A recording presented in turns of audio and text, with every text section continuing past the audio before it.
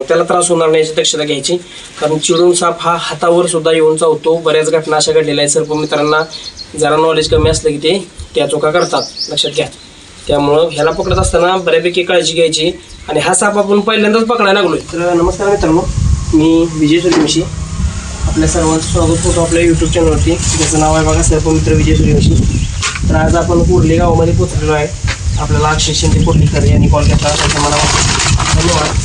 तर त्यांना एक साप दिसला होता बसलेला आपल्याला दिसतोय. तर तो विटोळावरून बसलेला आपल्याला दिसतोय. तर तो लगेच प्रयत्न करतोय.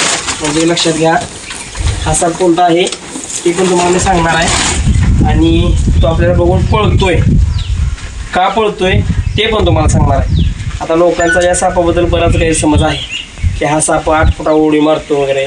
8 फूट त्याचा हल्ल्याचा वेग आहे, याचा अर्थ 8 फुटा उडी मारून चावतो असा नाही. कारण कसं आहे की त्याला जास्त त्रास झाला, त्याला आपण मारण्याचा वगैरे प्रयत्न केला तर तो स्वतःच्या रक्षणासाठी जो चावण्याचा प्रयत्न करतो, त्या हल्ल्याचा वेग सेकंदाला 8 फूट असा असतो. तर बघा की हा साप अतिविषारीमध्ये येणारा साप आहे. आता माणसाच्या संपर्कात येणारे महाराष्ट्रामध्ये मग किंवा भारतामध्ये जर बघितले विषारी साप, तर फक्त 4 साप जास्त विषारी असतात बघा. 1 नंबरला मानेर असतो, 2 नंबरला गोनस असतो, 3 नंबरला फुरसा असतो आणि 4 नंबरला नाग असतो. आणि जे मी 2 नंबरचा साप म्हटलं तुम्हाला, तर तो हा आहे. याच्यामध्ये हेमोडॉक्सिन प्रकारचं विष आढळून येत असतं, जे की आपल्या शरीराची रक्तभिसरण संस्था असते, तर त्याच्यावरती याच्या विषाचा परिणाम होत असतो. तर बघा मित्रांनो की याच्यापासूनच माणसाला कॅन्सरवरती उपचार होते बघा. आणि जे बीपीचे पेशंट असतात त्यांना रक्तपातळाच्या गोळ्या जे मिळतात, तर त्या याच्या विषयापासूनच तयार होत असतात. तुम्ही गुगल करू शकता, माहिती घेऊ शकता बऱ्यापैकी. आणि लक्षात घ्या की म्हणून या सापांना मारायचं नसतं. अन्न साखळीतला अत्यंत महत्त्वाचा घटक आहे. आणि बघा की तो आपल्याला बघून पळतोय, म्हणजे तो आपल्याला मागं लागणार नाही, चावणार नाही, अंगावर येणार नाही.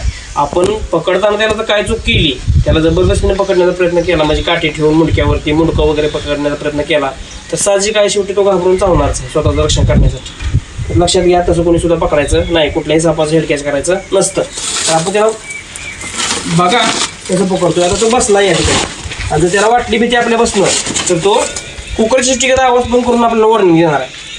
आता तो अत्यंत शांत स्वभाव साप असतो, पण त्याला दिवस जर खेचवलं की तो चिडणार शेवटी.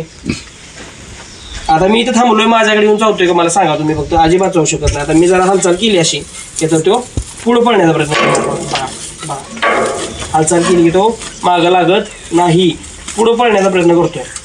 याच्यावरून लक्षात घ्या की साप कुठलाच जाणून बुजून आपल्याला चावत नसतो. लक्षात घ्या, बघा पळण्याचा प्रयत्न करतोय, अंगावर येतोय का नाही.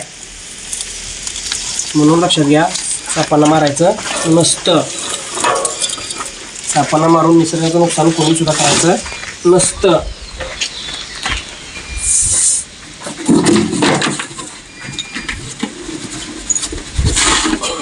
बरणी पडली थोडीशी, पण आपण लगेच त्याला उचललं आणि अगदी सुरक्षित पकडलेलं आहे. तर बघा मित्रांनो की त्याच्या डोक्यावरती काठी ठेवून पकडण्याचा प्रयत्न केला की 100% बऱ्यापैकी हा साप चावतो, कारण तो घाबरलेला असतो, घाबरून चावत असतो.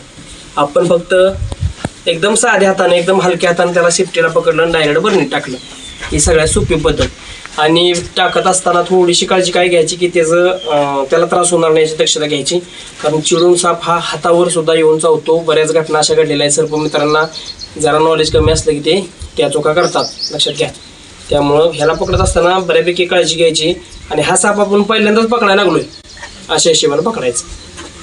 तर बघा मित्रांनो, माहिती आवडली असेल तर लाईक करा, शेअर करा. आणि आपल्या सर्पमित्र विजय सूर्यवंशी या यूट्यूब चॅनलला सबस्क्राईब करून बाजू बेल आयकॉन बटन दाबून ऑलचं ऑप्शन क्लिक करायला विसरू नका.